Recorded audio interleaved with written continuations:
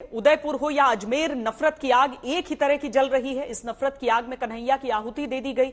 अगर उनकी किसी पोस्ट से कोई आहत हो गया था तो उसका फैसला करने के लिए कानूनी रास्ता अपनाया जाना चाहिए था, लेकिन कानूनी रास्ते के बजाय कानून हाथ में लेकर फैसला किया गया।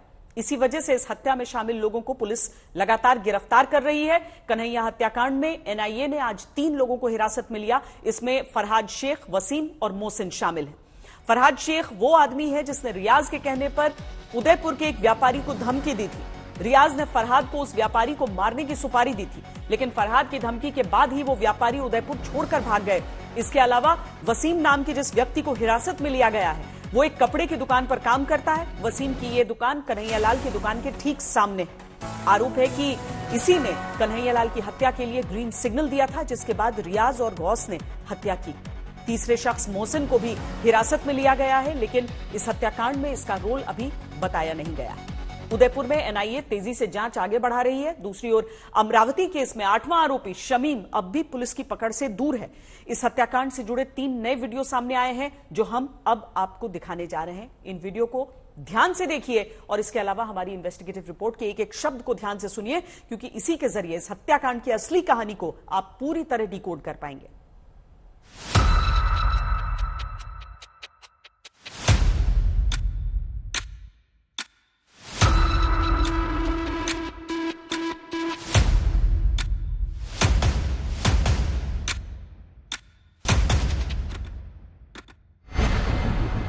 अमरावती में उमेश कोल्हे की हत्या का सबसे नया वीडियो देखिए। वीडियो नंबर 1, वीडियो नंबर 2,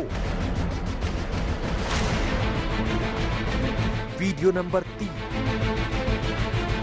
आज हम आपको उमेश कोल्हे के मर्डर की पूरी कहानी बताने जा रहे हैं। हम आपको इस केस से जुड़े वो वीडियोस दिखाने जा रहे हैं जो अभी तक सामने नहीं आए थे। हम अपनी इन्वेस्टिगेटिव रिपोर्ट के जरिए आपको हत्यारों का पूरा प्लान बताने जा रहे हैं। ध्यान से देखिए।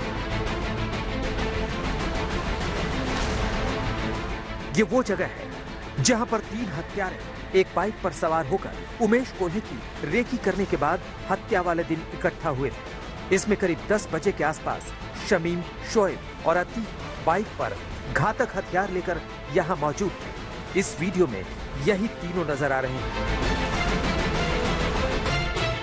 करीब 10:12 पर उमेश कोल्हे अपनी दुकान अमित मेडिकल स्टोर से घर के लिए रवाना हुए।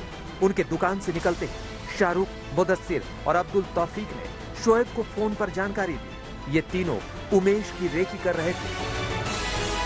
21 तारीख को आखिरकार उमेश कोल्हे की हत्या कैसे हुई, यह हम आपको सिलसिलेवार तरीके से बताते हैं। उमेश कोल्हे अपनी ही दुकान यानी कि अमित मेडिकल से बाहर निकलते हैं। इस वक्त उनके साथ मौजूद थे उनके बेटे संकेत और उनकी पत्नी, और जैसे ही वो बाहर निकलते हैं, यहाँ पर 3 लोग पहले से ही बाइक पर इंतजार कर रहे थे। ये यहाँ पर तीनों जो मौजूद थे वो थे तौफीक, मुदस्सर और शाहरुख। और जैसे ही उमेश कोल्हे अपने बेटे और पत्नी के साथ बाहर निकलते हैं, शाहरुख अपना फोन निकालता है और उसके बाद शोएब, जो कि घटनास्थल पर मौजूद था चाकू के साथ, उसे फोन करते हैं। और यहां से 2 बाइक के जरिए उमेश कोल्हे अकेले एक बाइक से निकलते हैं और उसके बाद जो सीधा रास्ता आप देख रहे हैं, इसी रास्ते पर उनकी पत्नी और बेटे दूसरी बाइक से निकलते हैं। शाहरुख के फोन के बाद शोएब और उसके दोनों साथी शमीम और अतीक हत्या के लिए तैयार हो गए।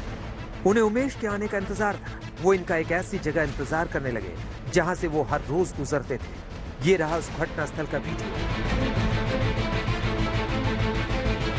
इस सीसीटीवी फुटेज में साफ नजर आता है कि उमेश को घेर कर उन्हें मारा जा रहा है।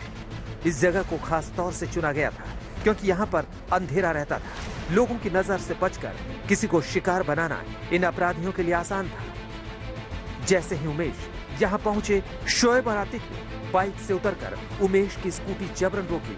फिर शोएब ने 12 इंच लंबे चाकू से उमेश की गर्दन पर वार किया।